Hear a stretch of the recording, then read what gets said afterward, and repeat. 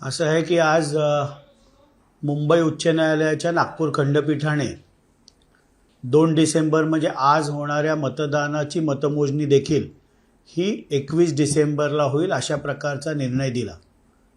खरं तर निवडणुका जाहीर झाल्यापासून सातत्याने राज्य निवडणूक आयोगाकडनं ज्या पद्धतीने निवडणुका घ्यायला पाहिजेत ह्याच्यामध्ये वारंवार त्रुटी समोर येत होत्या। काल स्वतः मुख्यमंत्री देवेंद्र फडणवीस साहेबांनी देखील 20 नगर परिषदांच्या 154 जागांवरती नगरसेवकांच्या ही निवडणूक 20 डिसेंबरला पुढे शेवटच्या क्षणी ढकलण्यात आली याबद्दल देखील नाराजी व्यक्त केली। आणि म्हणून राजकीय पक्ष म्हणून ज्या पद्धतीने राज्य निवडणूक आयोगाचा कारभार चाललेला आहे त्याबद्दल तीव्र नापसंती राष्ट्रवादी काँग्रेस पक्ष व्यक्त करतो। आणि आज जिथे मतदान होते त्यांची देखील मतमोजणी ही 21 डिसेंबरला होणार आहे। 20 नगर परिषदा आणि 154 नगरसेवक पदासाठी 20 डिसेंबरला मतदान होऊन 21 डिसेंबरला त्यांचं काउंटिंग होणार आहे। त्यामुळे एकूणच प्रश्नचिन्ह हे राज्य निवडणूक आयोगाच्या कारभारावर सर्वच राजकीय पक्ष व्यक्त करत आहेत। आज होणाऱ्या मतदानाचा निकाल खरं तर लगेच लागणार होता, मात्र पुढच्या मतदान जे आहे त्याला एकत्रितपणे हा निकाल लागणार आहे। जर आजच्या मतदानाचा निकाल लवकर लागला असता तर त्याचा काही परिणाम येणाऱ्या मतदानाच्या दिवशी झाला असता का, आणि त्याच्यामुळे निवडणूक कोर्टाने हा निर्णय घेतलेला आहे। असं आहे की आज कोर्टासमोर याचिका आलेल्या असताना 20 ठिकाणी निवडणूक नगर परिषदांची ही 20 डिसेंबरला होणार आहे आणि म्हणून आचारसंहिता तिथे लागू असताना तिथल्या निकालांवर परिणाम होऊ नये म्हणून अचानकपणे जे उद्या मतमोजणी होणार होती ही 21 डिसेंबरला पुढे ढकलण्यात आलेली आहे। म्हणून एकंदरीत पहिल्या दिवसापासूनच ह्या निर्णयापर्यंत राज्य निवडणूक आयोगाच्या कारभारावर एक मोठं प्रश्नचिन्ह उपस्थित झालेलं आहे। आज अनेक ठिकाणी खरं तर मतदान होताना पाहायला मिळते, मात्र अनेक ठिकाणी मतदान केंद्रांमध्ये राडा झालेला आहे। महायुतीमध्ये तिन्ही पक्ष आमने सामने येताना चित्र पाहायला मिळते। अनेक ठिकाणी बोगस आधार कार्ड तर काही ठिकाणी बोगस मतदान कार्ड हे सुद्धा पाहायला मिळाले। त्याच्यामुळे कुठेतरी एक वातावरण जे ते बिघडल्याचं चित्र आपल्याला राज्यामध्ये अनेक ठिकाणी पाहायला मिळते। त्याच्यामध्ये कसं असं आहे की अनेक ठिकाणी महायुती स्वतंत्रपणे वेगवेगळे लढत आहोत। काही ठिकाणी शिवसेना आणि राष्ट्रवादी काँग्रेस पार्टी यांची युती आहे, काही ठिकाणी भाजप आणि राष्ट्रवादी काँग्रेस पार्टी यांची युती आहे।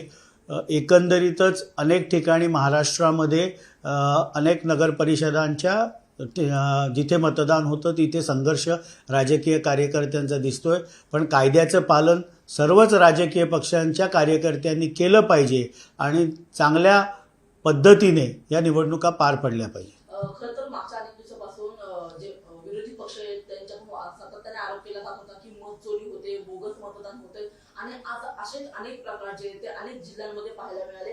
अनेक मतदान केंद्रांवरती बोगस आय कार्ड घेऊन जे ते अनेक युवक किंवा अनेक तरुण जे ते जाताना पाहायला मिळाले।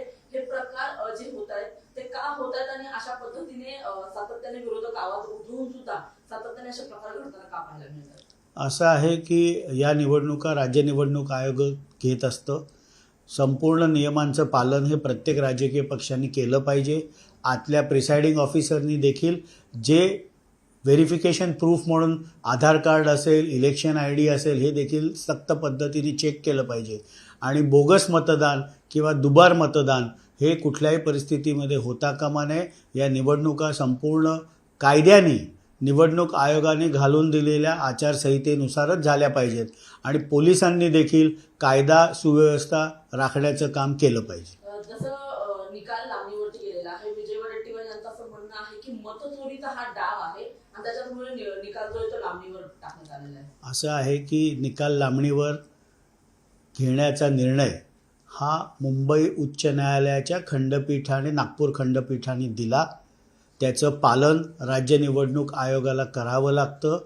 विजय वडेट्टीवार यांच्यासारख्या काँग्रेसच्या ज्येष्ठ नेत्यांनी अशा प्रकारचे आरोप करणं हे न शोभणार आहे।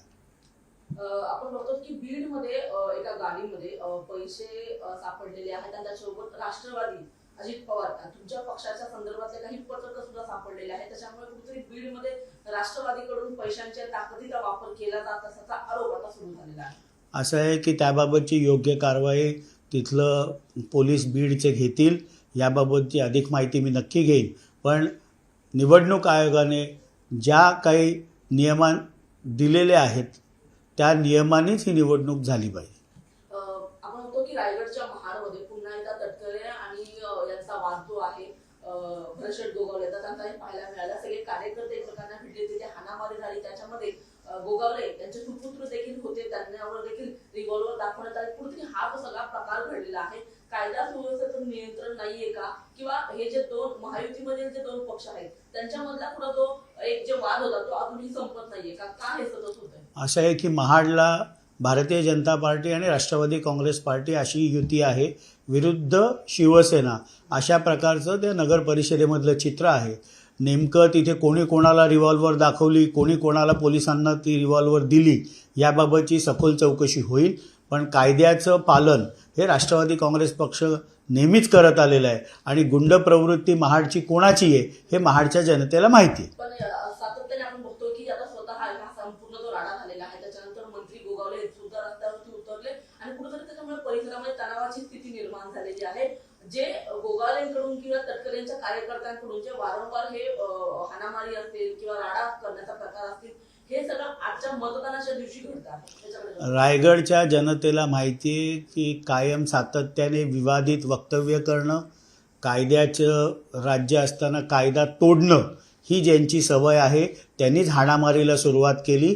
त्यामुळे राष्ट्रवादी काँग्रेस पक्षाच्या कार्यकर्त्यांचं तिथलं मत आहे की जास्तीत जास्त मतदान महाड नगर परिषदेमध्ये कसं होईल आणि नगराध्यक्षपदी राष्ट्रवादी आणि भारतीय जनता पार्टीचा नगराध्यक्ष कसा निवडून येईल ह्याच्यासाठी उरलेल्या वेळामध्ये तेथील राष्ट्रवादीचे कार्यकर्ते काम करतील.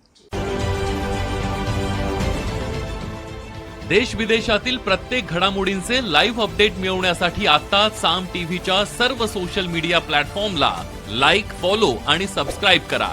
तसंच सर्व नोटिफिकेशनसाठी बेल आयकॉन प्रेस करायला विसरू नका.